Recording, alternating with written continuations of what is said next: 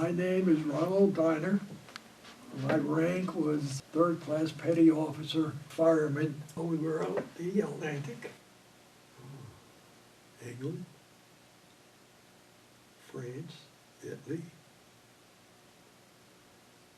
Which one was the best? I think Italy. And you were respected then too.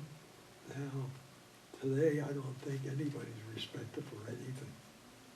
But back then, yes, you were respected.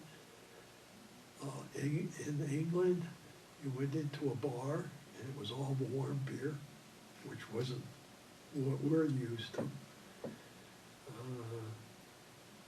And while operating with the carriers from both those countries, it was just amazing how everything worked, and there was, and the carriers, I think it was from England, and the carrier in the top in the Navy is straight out.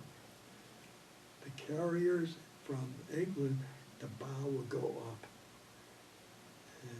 and you're looking at it, and all of a sudden you see this plane go whoop up in the air. Where ours, you've just got shot straight out. The only ones we've ever worked with was Canadian aircraft carriers and England. Russia, no. I wasn't in the Pacific at that time, but it was either Canadian aircraft carriers or aircraft carriers from England. No connection with Russia or anything else.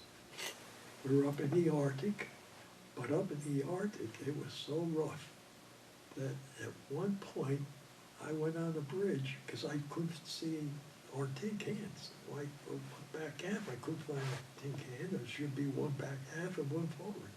So I went up in the bridge and I talked to the officer on charge, and I asked him, what the heck happened to our tin cans? He said, well, we lost the one from the bow. She broke a couple ribs, but we do have one back aft. So I looked, there was no ship there. He said, give it 5 minutes and you'll see it. And 5 minutes later, sure enough, this thing was completely out of the water. It went sideways, back down, and you didn't see it for another 5, 7, 8 minutes. Could you imagine what it was like on that ship? I mean, you couldn't even, you were lucky to have a quarter of a cup of coffee and a sandwich. No meals on those are destroyers. They would have a tanker on the starboard side of the ship, and you would have lines going from the tanker to the Wasp, and you get all the diesel fuel or whatever you needed from that tanker. And then with your destroyers, if they needed anything, again, they would be on the starboard side, and you would throw the lines out. If they needed diesel fuel, they got it. If they needed food, they got it. And you had to see this because it was amazing that they don't hit.